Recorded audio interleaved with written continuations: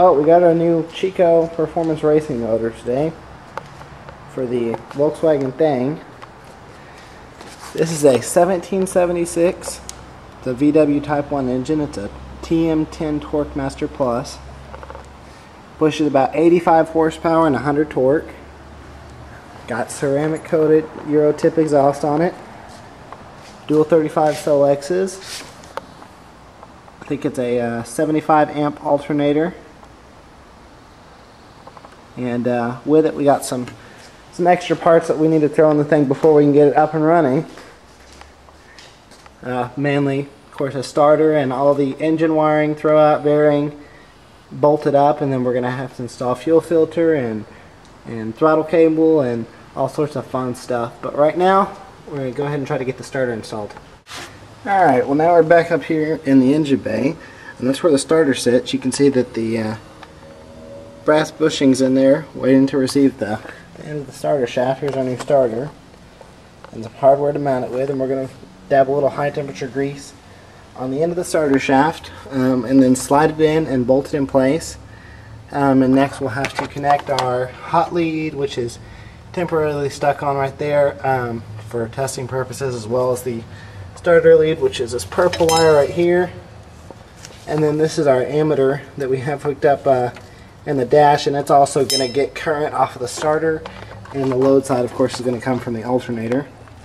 And then this is our other massive engine electrical that has to be hooked up. Most of it is just sending units, but of course there's the ignition coil power. The rest is oil temp and oil pressure and alternator wiring, and for the tack as well to come off the coil. So let's go ahead and get this starter in place. Okay, so this is the back of the starter, and that right there is the negative terminal, the ground terminal. That's the positive, and that's the starter wire, the remote feed from the starter to turn.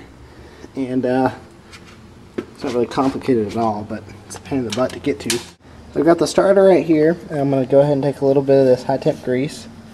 That's probably too much, just a little bit of it, and that's even too much.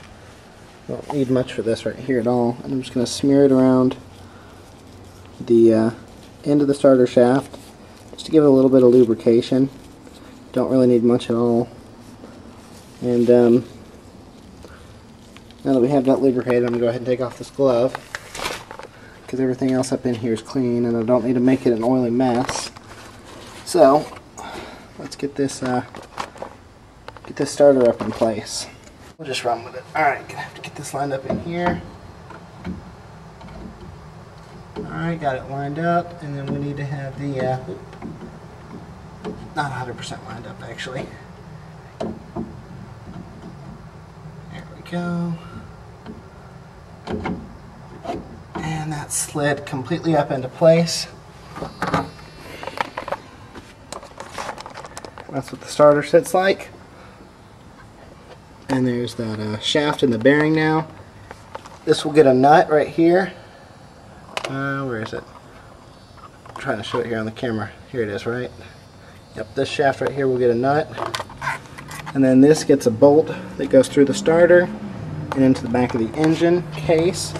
I've got that bolt right here. It's a big long sucker. And it's got the extra nut on it for the starter. So we're going to take this and feed it through. There we go. Feed it through. And then we're going to take one of these nuts and drop it, one of these nuts right here, drop it up here on the back side. And I'm just going to leave it loose right now. No need to tighten it up yet. It's always a good idea to check out what size nut you have before you screw it onto the vehicle. I'm guilty of not doing that, but to me this looks like a 15mm nut. I'm just going to throw this on here finger tight, because obviously it's not going to tighten up all the way without the motor being installed. So what we've got here now is the starter installed and sitting in the transmission in the bell house. Okay, well now I realize that we need another bolt that looks like that. Well, it's that looks like an 8 to me. It might be a 6. To go to the starter to hold on the the starter lead from the ignition switch. So we're going to run into Ace Hardware. It doesn't need to be quite that long. And see if we can find something. So let's go for a ride in the other German mobile.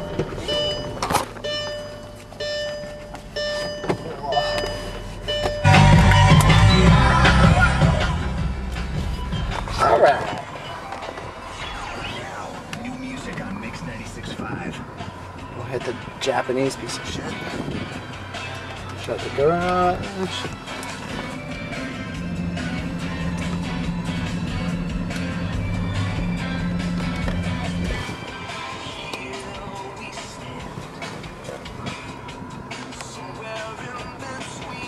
Alright.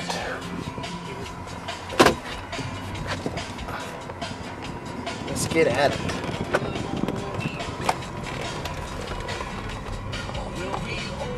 I'll hit the dump truck full of dirt.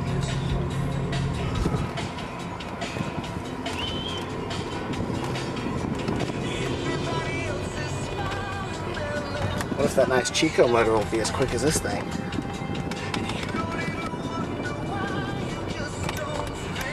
And here I walk away $4 cheap, or poor, I should say.